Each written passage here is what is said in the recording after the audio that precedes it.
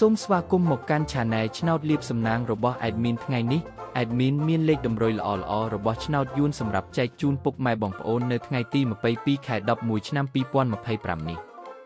ដូចនេះ Admin មិនចង់ឲ្យចំណាយពេលវេលារបស់ពុកម៉ែបងប្អូនយូរតោះយើងមកតាមដានលេខតម្រុយរបស់យើងទាំងអស់គ្នាសម្រាប់លេខតម្រុយ2លេខមានលេខ65លេខ74សម្រាប់លេខតម្រុយអូស2លេខមាន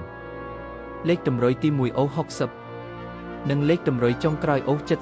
70សម្រាប់លេខតម្រុយ3លេខមាន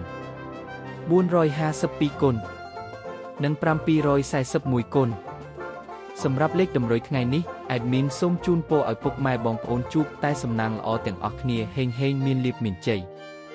ជាចុងក្រោយសូមកុំភ្លេចជួយចុច Subscribe និង Comment ហើយដាក់សញ្ញារូបកណ្ដឹងដើម្បីជួយផ្ដល់កម្លាំងចិត្តមកកាន់ Admin ជាពិសេសងាយស្រួលតាមដានវីដេអូថ្មីនិងលេខតម្រុយល្អៗជាប្រចាំថ្ងៃជាមួយ Admin សូមគោរពលាពុកម៉ែបងប្អូនពីខ្ញុំបាទ Admin ឆ្នោតលាភសំណាងល្អទាំងអស់គ្នាសូមអរគុណ